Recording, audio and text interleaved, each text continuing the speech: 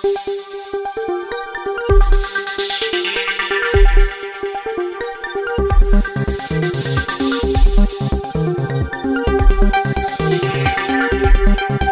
खानबा बोल रहा हूँ।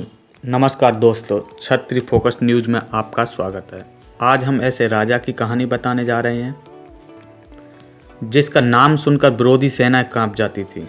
जी हाँ, हम बात कर रहे हैं मेवाड़ के स्वामी राणा सांगा की। बयाना के युद्ध में बाबर की सेना भाग खड़ी हुई थी। ऐसा प्रतापी राजा जिसके युद्ध के दौरान एक आंख, एक हाथ, एक पैर खोने के बावजूद भी उसके सामने बड़े बड़े योद्धा टिक नहीं पा रहे थे। अंतिम भारतीय शासक राणा सांगा को सभी क्षत्रिय कुलों के ध्वज का सम्मान प्राप्त था। उनके पहले ऐसा कोई राजपूत शासक नहीं हुआ जिसे राजपूत राजाओं का सम्मान प्राप्त हो। वीर राणा सांगा का जन्म 12 अप्रैल 1482 को मेवाड़ के चित्तौड़ में हुआ था। इनका पूरा नाम महाराणा संग्राम सिंह था। इनके पिता का नाम रायमल था। राणा सांगा 3 भाई थे। राणा सांगा सबसे छोटे थे। राणा सांगा की पत्नी का नाम रानी कर्णावती था। इनके 4 पुत्र थे। राणा सांगा के पिता ने ज्योतिषी को राणा सांगा की जन्मपत्री दिखाई।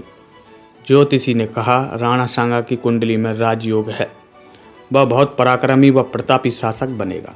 राजा रायमल की मृत्यु के बाद मेवाड़ का उत्तराधिकारी राणा सांगा को बना दिया।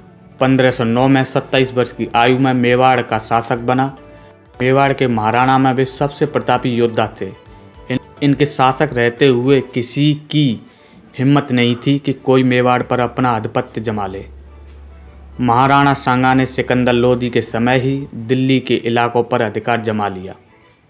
राज्य की निर्बलता के कारण वह महाराणा सांगा के साथ युद्ध के लिए तैयार नहीं हो सका। इब्राहिम लोदी ने 1517 को मेवाड़ पर आक्रमण कर दिया। पक्षों के बीच युद्ध हुआ जिसमें राणा सांगा की विजय हुई। खानवा युद्ध से पहले राणा सांगा, हसन खां मेवाती, महमूद लोदी अनेक राजपूत अपनी अपनी सेनाओं के साथ राणा सांगा के साथ हो गए। राणा सांगा ने बयाना और आगरा पर अधिकार कर लिया। सीकरी के पास मुगल सेना को करारी हार मिली। लगातार मिल रही हार से मुगल सैनिक भी डर चुके थे। बाबर ने अपनी सेना का मनोबल गिरते देख अपनी सेना को लालच दिया, जिससे उसकी सेना में थोड़ी हिम्मत आई। खानवा का युद्ध मार्च 1527 में राणा सांगा और मुगल बाबर के बीच हुआ था। खानवा के मैदान में दोनों सेनाओं के बीच जबरदस्त संघर्ष हुआ।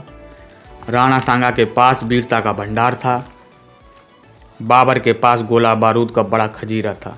लोधी सेनापति लालच के कारण बाबर से जा मिला।